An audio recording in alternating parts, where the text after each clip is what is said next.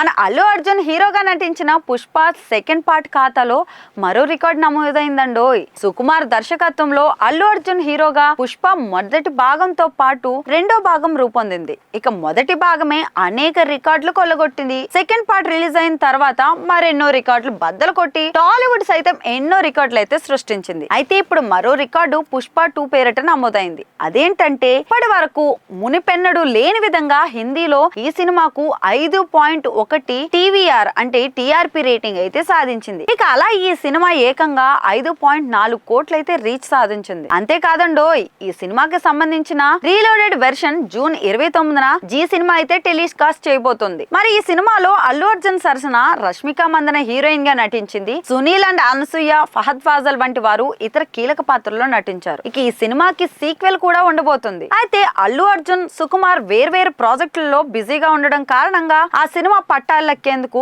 ఇంకా ఆలస్యం అయ్యే అవకాశం అయితే ఉంది.